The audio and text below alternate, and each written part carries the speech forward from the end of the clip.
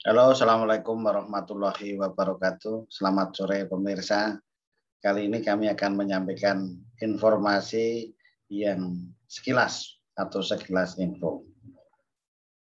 Tanaman kelapa di dunia ini pada prinsipnya ada dua yang utama, yaitu yang pertama tipe kelapa dalam, jangkung atau bahasa Inggrisnya tall. Kemudian berikutnya adalah tipe yang genjah atau dwarf. Nah, kemudian dari keduanya ini ada gabungannya, yaitu kelapa hibrida, ya, yaitu ibunya yang genjah, kemudian polennya dari kelapa yang tipe dalam atau tall. Ini berkaitan dengan tipe polinasi dari masing-masing jenis kelapa tersebut. Dengan demikian kita pelajari bagaimana terbentuknya atau polinasi dari tipe dalam, tipe genjah maupun kelapa hibrida. Bagaimana kejadiannya. Jadi kelapa itu adalah tanaman monoecious di mana bunga jantan dan betina dalam satu tanaman. Berbeda dengan kelapa sawit, sama-sama monoecious, tetapi letaknya kalau ini dalam satu spadik. Ya, kalau kelapa sawit beda tandan gitu, ada tandan jantan dan betina. Kemudian ini di slide ini dijelaskan bahwa dalam satu spadik itu nanti ada seludangnya, tutupnya, kalau belum ada tutup seludang atau spate. Kemudian semuanya itu stalaknya itu peduncle, kemudian spikeletnya itu seperti racile, ya gitu. Nah, kemudian bunga betinanya adalah yang bluluk, yang mentul besar itu, yang ada di bawah dari spikelet itu tadi. Kemudian yang di atasnya yang kecil-kecil itu adalah yang jantan yang menghasilkan serbuk atau polen. Ini struktur dari bunga kelapa. Berikutnya kita sampaikan tipe-tipe kelapa itu tadi. Ya. Garis besarnya 2, kemudian gabungannya 3, tetapi secara penyerbukan ada 4 tipe. Tipe yang pertama adalah strict allogamy. Jadi allogamy itu ya dari gamet, dari perkawinan yang silang, yang berbeda, open pollinated. Penjelasannya demikian. Jadi dalam satu bunga tadi, jadi bunga betina itu sangat pendek masa reseptifnya.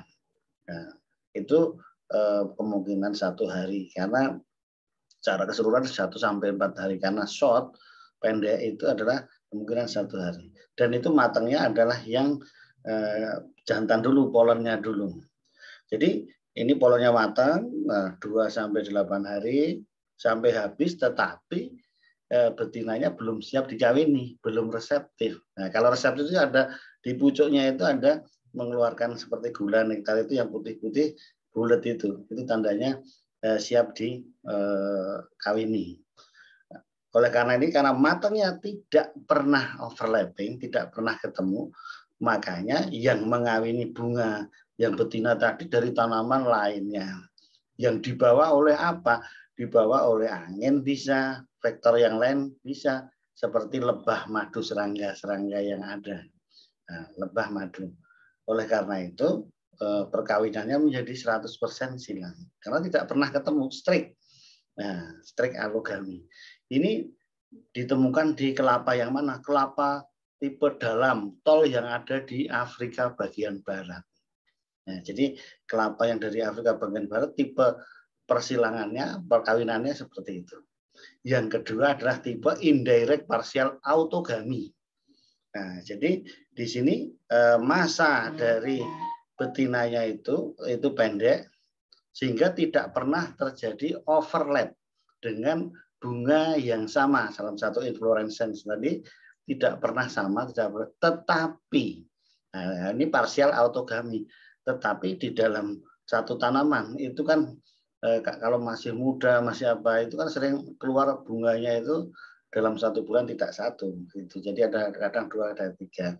Sehingga ini masih secara total kena overlap dari bunga jantan yang lain di dalam pohon yang sama. Nah, tetapi cuma sedikit, bukan bunga yang langsung, tadi agak jauh. Oleh karena itu autogaminya kira-kira 15%. 15%. Oleh karena itu yang lain yang 85%, karena ngawinnya sedikit kata overlapnya yang lain tadi, maka ini sebagian besar atau 85%-nya juga perkawinan silang, open dari yang lain, tanaman kelapa yang lain. Nah, tipe ini terjadi pada kelapa-kelapa yang di Asia Pasifik, contohnya di Pulau Renel, Solomon sana, kemudian Vanuatu dekatnya lagi, Hawaii, kemudian Malayantol yang ada di Indonesia, Malaysia. Nah, ini yang tinggi-tinggi di kita Nusantara ini tipe penyerbukannya seperti itu, polinasinya. Kemudian yang ketiga adalah tipe direct autogami. Langsung autogami semua. Kawin sendiri. Nah, kawin sendiri. Jadi tadi bunga betinanya tadi lama. Resepsinya menerima kawinannya itu lama.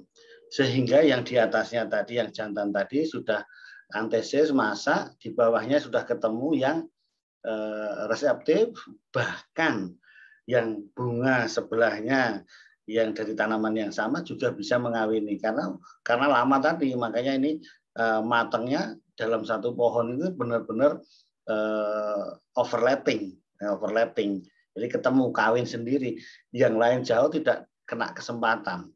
Jadi ya angin kan lebih dekat, serangkanya juga lebih dekat ke situ. Ini tipe direct autogami. Ini di mana ini?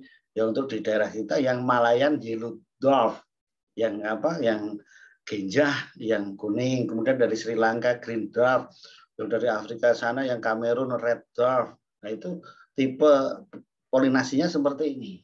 Kemudian yang tipe keempat adalah semi direct autogamy. Nah, ini karena apa? Terjadinya overlapping itu sedikit sekali. Karena ini pendek waktunya, pendek.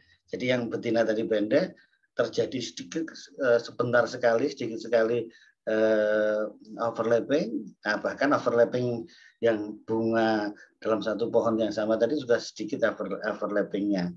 Nah, tetapi karena meskipun sedikit, tapi ini kan dekat, dekat sekali. Nah, itu tipe ini banyak terjadi di Brasil green dwarf dari Brasil sana, dan hibrida yang ada yaitu tipe genjah sebagai mamaknya, induknya yang betina, dan polennya dari tipe dalam itu biasanya terjadi hibrida ini menggunakan tipe 4 ini.